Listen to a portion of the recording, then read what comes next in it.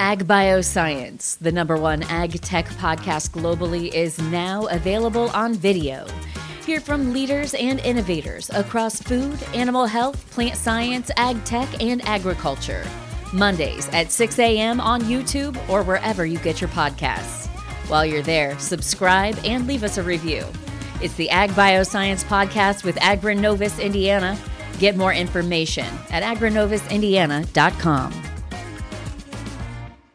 The internet changed how we work. AI is changing what work gets done. A bank cut loan processing from days to hours. A student built an AI scheduler, improving on-time delivery from under 70% to over 90%. Most teams know AI matters, but aren't sure where to start. InAI is Indiana's statewide AI adoption effort, built with industry, academia, and community partners, helping you move from understanding to action. Visit inaiready.com. This is Inside Indiana Business Radio for the morning of Thursday, July 9th, 2026. I'm Alex Brown. Evonik, a specialty chemical producer headquartered in Essen, Germany, announced Wednesday it will invest $100 million to modernize equipment at its Tippecanoe Labs site in Lafayette. The company said the project, which will take place over the next 5 years, will enhance reliability, enable greater automation, and improve efficiency at the plant. The Tippecanoe Labs site is billed as one of the largest facilities in the world for the production of active pharmaceutical ingredients. The facility employs more than 650 people, and the company said the investment will help retain those jobs.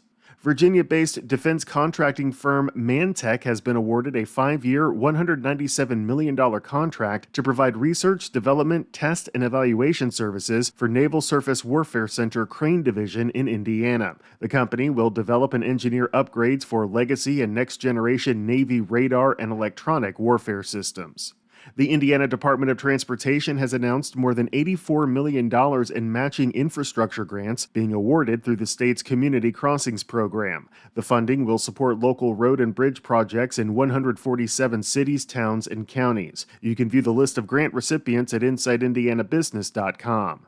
From the #1 source for Indiana business news, this is Inside Indiana Business Radio. Thanks for listening to this IBJ Media podcast. You're probably going to remember this ad. Do you know why? Podcast advertising works. 85% of listeners recalled hearing an ad during a podcast, and 70% of podcast listeners have acted after hearing an ad. So whether you're looking to be heard across the entire IBJ Media Podcast Network, sponsor one of our shows, or just start with a 30-second ad, IBJ Media can help. Contact advertise at ibj.com to learn more.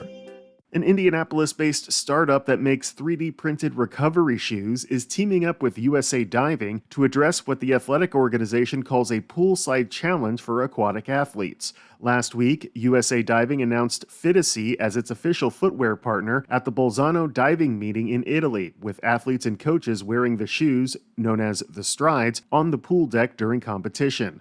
USA Diving President Lee Mashad. Sneakers or shoes of any kind really on a pool deck, they're kind of dicey, not only do they get wet and then they're soggy and cold when you put them back on, but also the soles of them are not fantastic. Pool decks can be slippery at times. These shoes are proving to be, they dry quickly, they're waterproof, they are easy to slip on and slip off, and they're very comfortable. And the other thing is they look good. So, as far as being in and around pool decks, they're a good fit for us. Fidacy's patent-pending scan-to-print software allows users to scan their feet using a smartphone.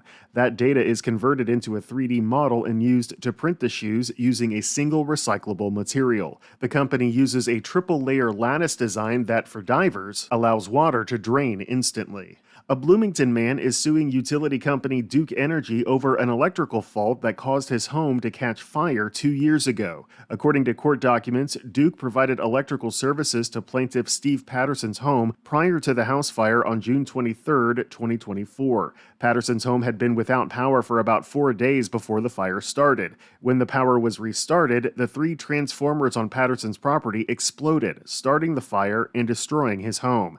Patterson is now suing the company for approximately $525,000 for negligence and breach of implied or express warranty. The WNBA at 30 is the subject of this week's Business and Beyond podcast with Gary Dick, presented by PNC, a weekly conversation with high-profile Hoosiers in business, sports and entertainment, and beyond. Available now on the IBJ Media app or your favorite podcast provider. I'm Alex Brown for Inside Indiana Business Radio on Demand.